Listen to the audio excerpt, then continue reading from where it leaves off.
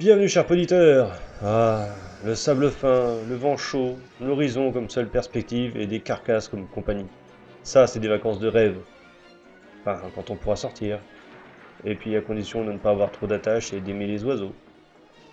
Bon, l'histoire de ce soir est celle de Earl Dix, un condamné à mort violent qui réussit à s'évader peu avant son exécution.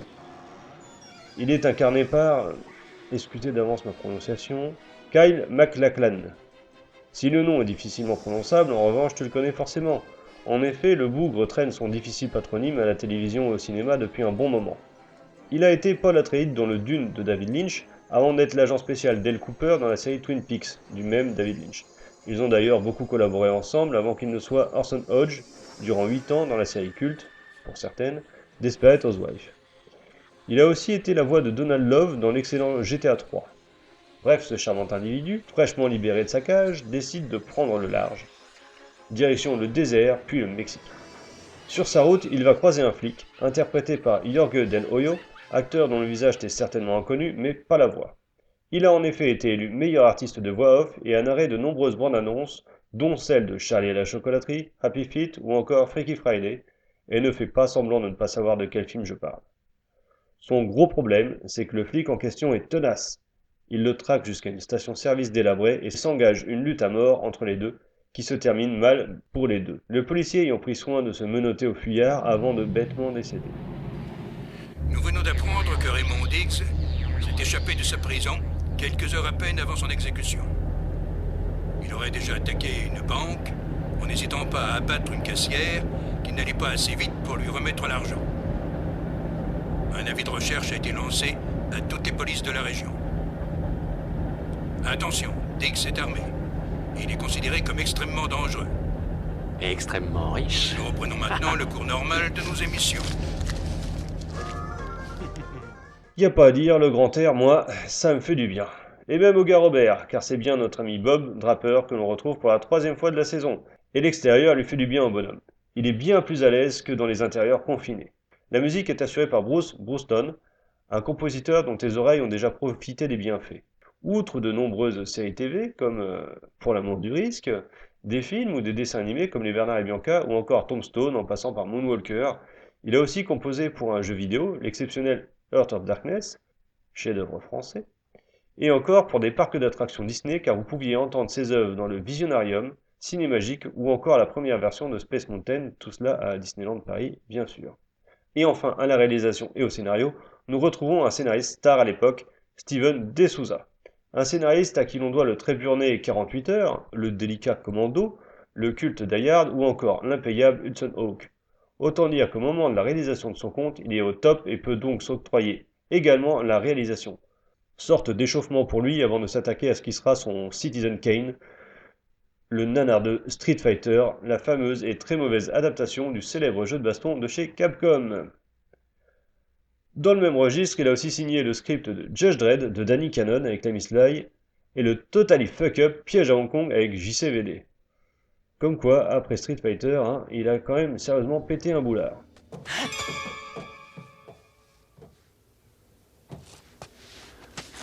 Désolé, mon gros.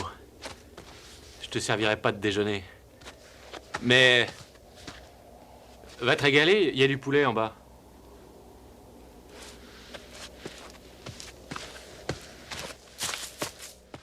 Bon, eh bien passons à la note, mon cher auditeur. Casting 1. Bah, je suis désolé pour ses fans, mais je n'apprécie guère Kyle MacLachlan. Déjà, j'ai du mal à dire son nom, et puis je le trouve fade et bien trop propre pour être un dangereux tueur en série assoiffé de sang. VF1. Il y a un gros problème sur cette VF qui est à la fois caricaturale et à l'adaptation approximative. Scénar 3. Le point fort de cet épisode. Malin, cruel, très bien rythmé, vraiment on ne s'ennuie pas une seconde malgré tout. Humour 2. Bon, évidemment, le pitch de base est déjà assez amusant, mais le script accumule les situations impossibles jusqu'au climax. Ambiance 3. Bah, l'image est bien plus belle que d'habitude, le désert ça plaît à Bob et ça se voit, même si ça n'en fait pas un génie. La musique assure le taf, mais sans rester en tête. Mais déjà, par rapport aux deux précédents, l'ambiance est là. Réalisation 1. Alors, le père de Souza est un scénariste doué à n'en pas douter. Ok, ou il l'a été en tout cas. Mais la réalisation, c'est vraiment pas son domaine. Il y a de la bonne volonté, c'est fonctionnel, mais c'est très académique et pourtant il ne prend aucun risque avec son script resserré, qui était quand même prévu à la base pour être facile à mettre en scène à mon avis. Et il nous prouvera avec Street Fighter que la mise en scène n'est vraiment pas son domaine de prédilection. Bonus, eh ben 1, j'aime bien moi quand c'est méchant. Alors ça nous fait un total de 11. Alors, bizarrement, c'est pas mal du tout, on ne s'ennuie pas malgré tout, hein. Mais le script est gâché par un miscasting gênant, hein. Clairement pour moi, Kyle MacLachlan n'a pas du tout une tête de tueur à sauver de sang, c'est pas possible, il n'a pas une allure d'assassin. Alors ses monologues et tout son côté badass fait artificiel et ça marche pas. Et puis bah la réalisation est très très plate. Bon, et c'est vraiment dommage parce qu'il y a quelque chose de très bon à sortir de cette histoire de poids mort et de huis clos au grand air. C'est vraiment ballot. Mais encore une fois, bah, je t'invite à te faire ton propre avis. Si tu veux en discuter sur Twitter, avec plaisir. Et je te dis à la prochaine fois. Ciao!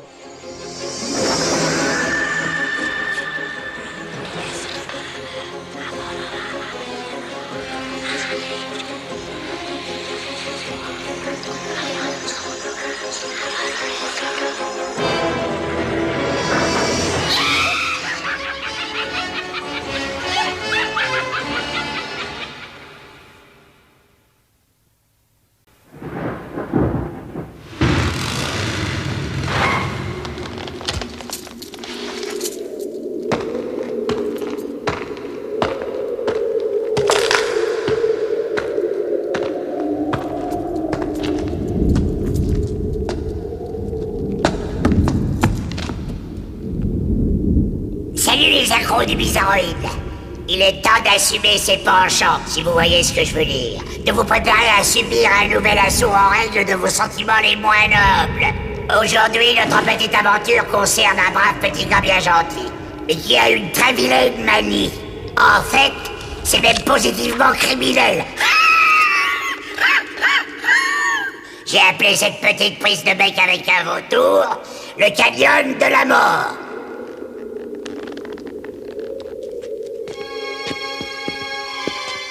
Allez, dépêche-toi!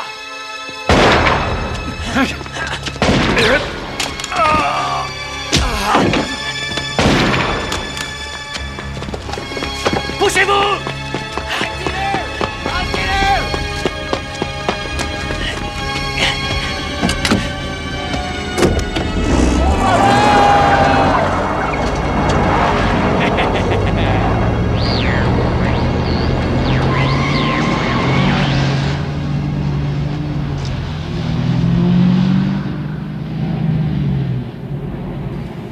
Nous venons d'apprendre que Raymond Diggs s'est échappé de sa prison quelques heures à peine avant son exécution.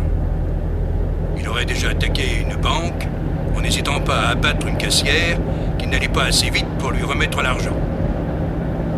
Un avis de recherche a été lancé à toutes les polices de la région. Attention, Diggs est armé. Il est considéré comme extrêmement dangereux.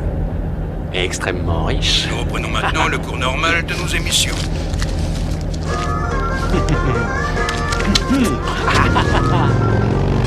Bah déjà?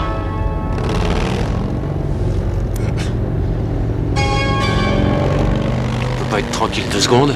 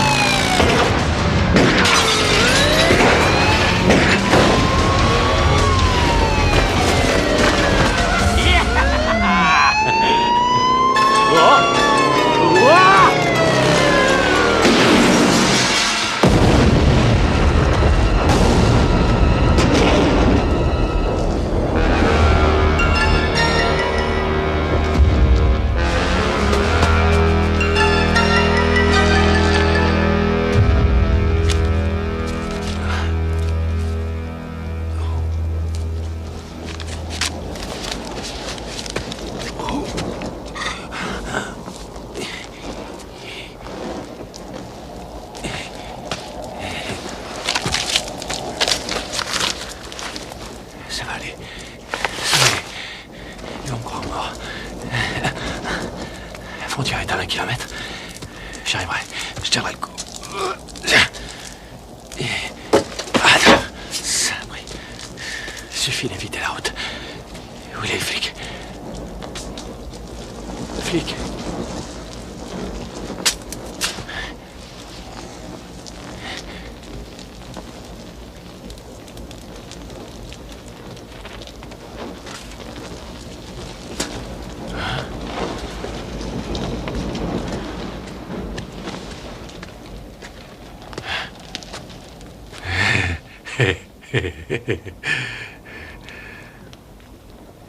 Tu le vois, celui-là, petit gars? Il est pour toi. Il me faut une carte. Il doit y avoir une carte. Il y en a sûrement une. Ah oui. Parfait. Alors, il faut aller à l'ouest, hein. Ça veut dire que la montagne est là. Hein?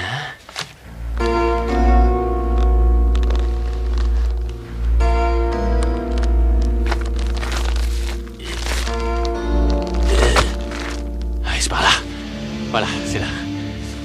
Frontière mexicaine est de l'autre côté.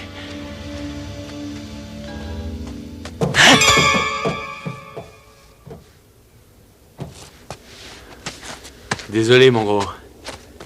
Je te servirai pas de déjeuner. Mais... va te régaler, il y a du poulet en bas.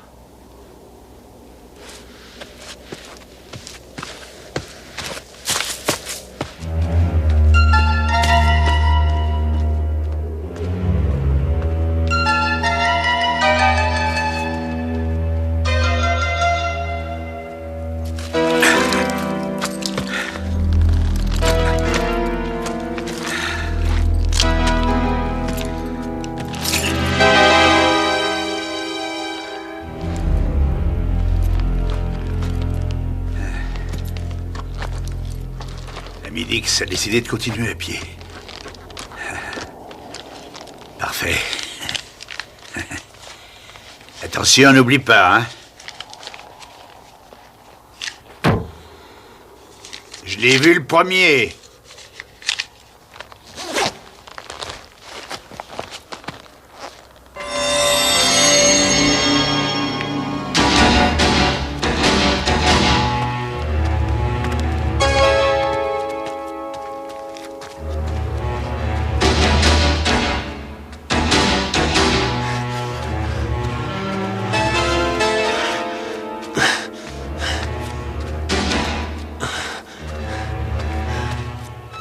Va jouer ailleurs.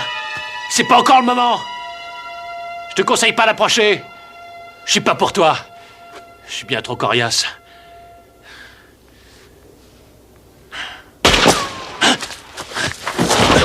Les mains en l'air!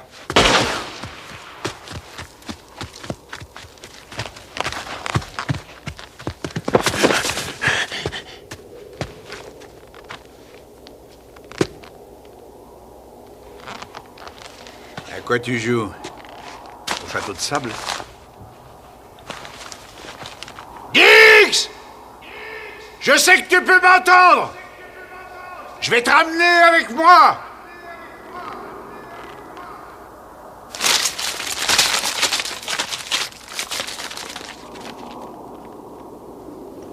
Je peux te dire, bonhomme, que si tu veux jouer à cache-cache, tu vas être servi.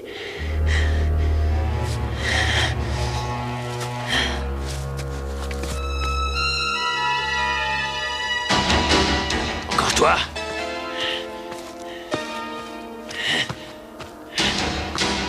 Tant que je tiendrai sur mes deux jambes, t'as aucune chance de passer à table. T'aurais dû t'occuper du flic. Hein?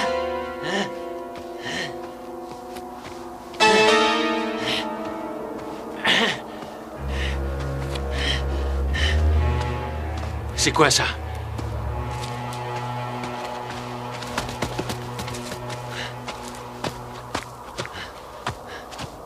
Tiens, tiens, tiens.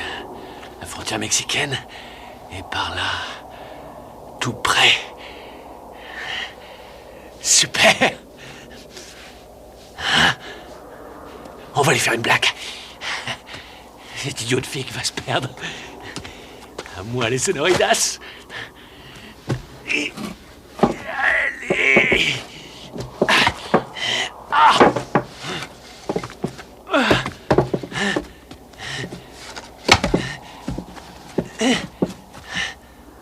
Et dans quel sens je mets? Comme ça peut-être. Ouais. C'est bien ça. Garçon, de bière. Par où es-tu passé, Dix? T'as pris quelle direction, hein? Tu dois pouvoir m'aider, toi.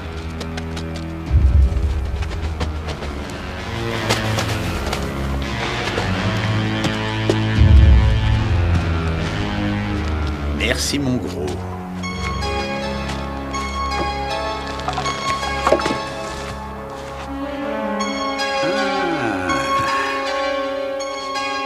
D'accord. J'espère que t'apprécies ton repas, vieux. Parce que ça va être ton dernier. Faut pas faire attendre le bourreau. Hein?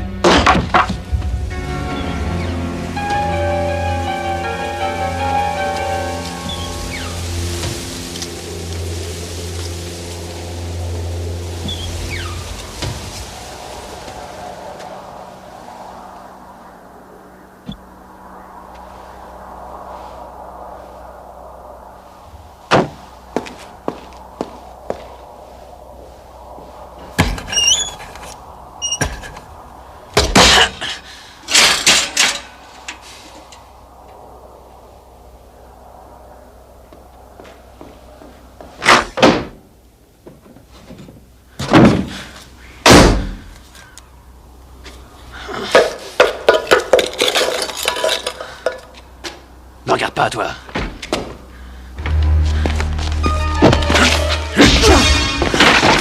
Fin de la route, bonhomme.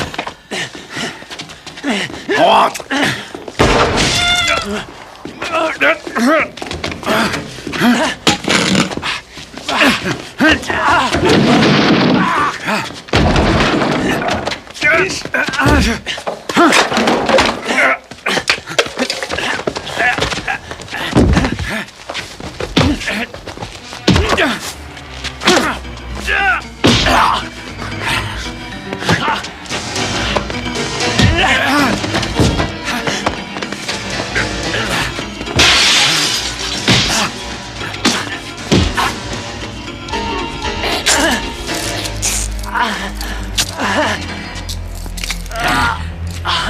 Comme je te l'ai déjà dit, je vais te ramener. Tu rêves. Non. Oh.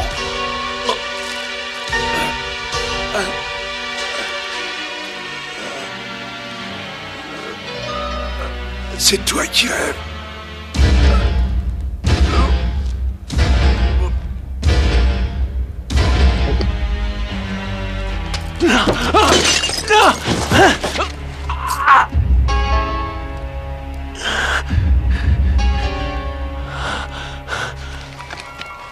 C'est pas vrai. Il n'y a pas d'eau. Rien à manger. Qu'est-ce que c'est que ce pays pourri? J'évite la chaise électrique pour tomber dans cette fournaise. Encore toi. Tu sais que tu commences à m'agacer sérieusement. Où il est ce revolver?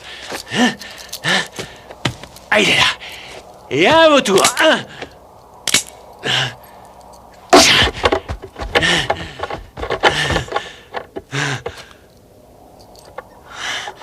Le Mexique. Ça ira. D'accord. Je tiendrai le coup. Et c'est parti. Tu vas te lever, tu viens faire un tour avec moi au Mexique. Allez. C'est pas un problème. Attends. Voilà. Tu veux bien porter le sac? Allez. Allez. Je sens qu'on va s'éclater tous les deux. Tu fais la tête ou quoi? Pourquoi tu dis rien? Tu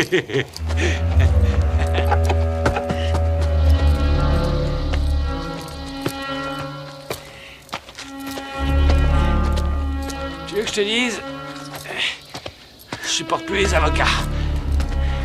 Ils m'ont fait croire que je m'en tirerais avec quelques années, c'est tout. Résultat, condamné à mort, alors que j'aurais rien fait au film. Je voulais simplement m'amuser un peu. Ouais, bien sûr. Je parle pas de la petite tarée du Texas. Et il a fallu que je la bouscule. Oh, les filles. Pas une pour acheter l'autre. Quand je pense qu'un type a donné sa côte pour les fabriquer. T'es d'accord avec moi, non? Tu refuses de répondre.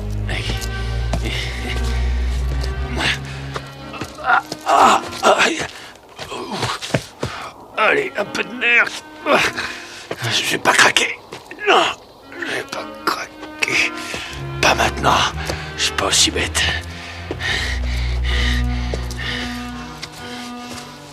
Oh.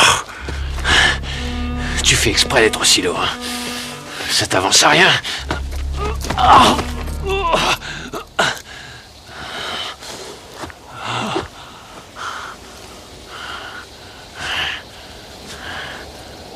Non. Pourquoi tu me regardes comme ça? Alors, le flic. T'aurais pas une idée? Non, ça m'étonnerait.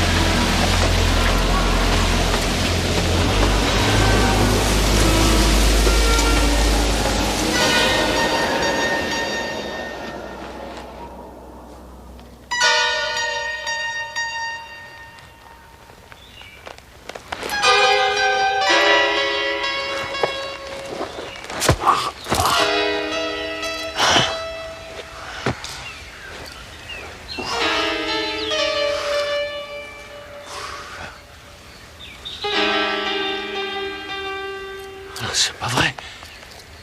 Je suis presque arrivé. C'est génial. On y est presque.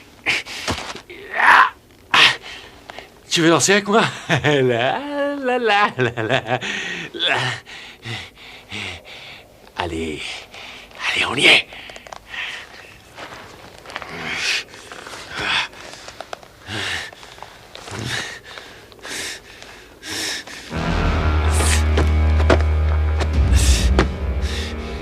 Et tu m'as pas eu. T'es nul, l'emplumé. Plus que 5 minutes et je passe chez les Mexicains. Et encore un petit effort.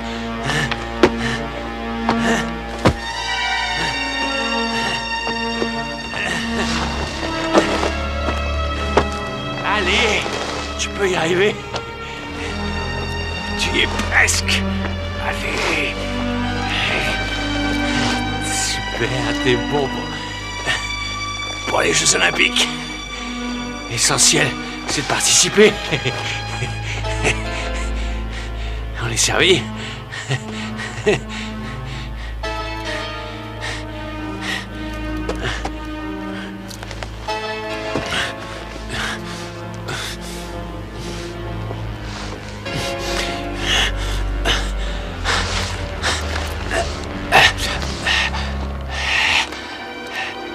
J'en reviens pas. Le Mexique? Ce qu'il est beau ce pays, nom d'un chien. Sans toi, j'y serais jamais arrivé. C'est fabuleux. Ça fait 15 ans que j'en rêve.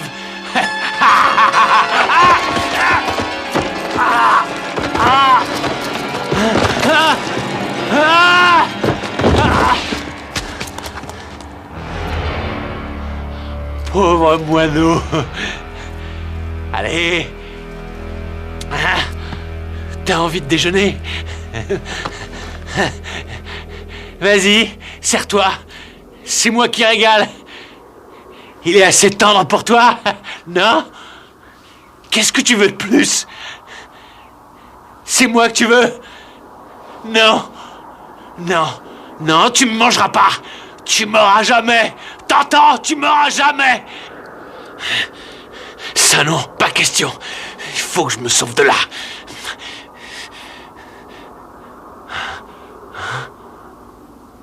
Ah ouais?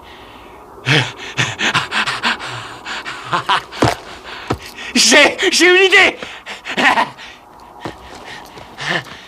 Allez, viens, mon gros.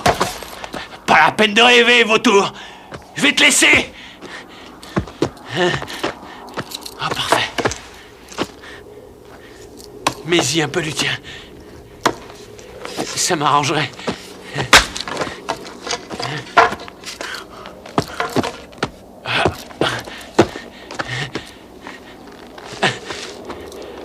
Allez. Allez. C'est fou ce que t'aimes danser. Allez.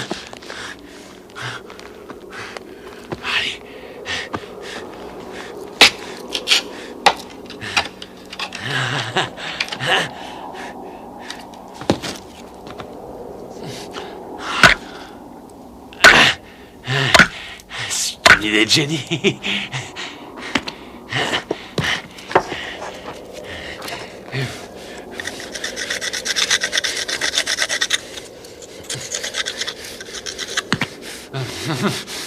Bon, c'est parti. Attention, t'es prêt?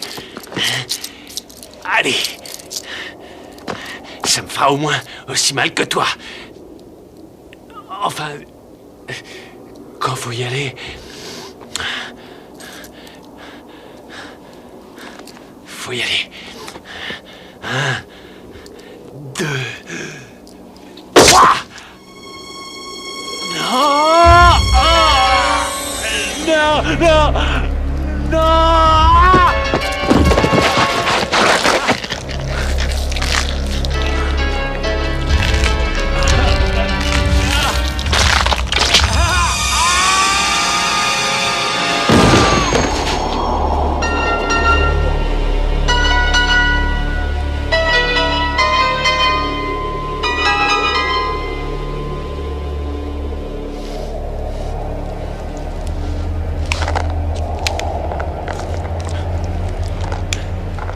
Je peux plus bouger. Mon cou. Ah, non, non, j'ai mal. Au secours. Un médecin.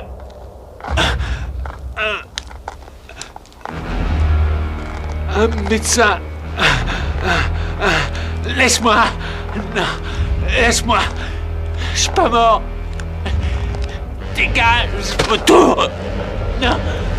Non, t'approches pas. Là. Laisse-moi. Va-t'en. Va-t'en. Je suis pas mort.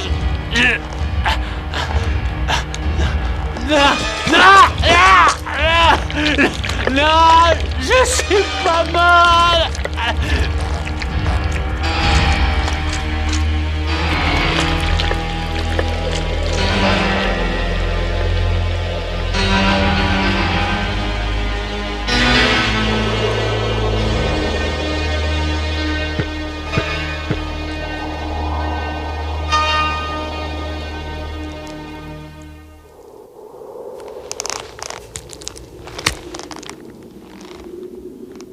Pauvre Nix. Il peut dire ce qu'il veut, il n'est peut-être pas mort. Mais avouez qu'il dépérit vraiment à vue d'œil. Enfin bref, vous avez ce qu'il nous reste à faire. On prend nos jambes à notre cou et on s'en paye une tranche. Et si vous ne comprenez pas, venez, je vous expliquerai.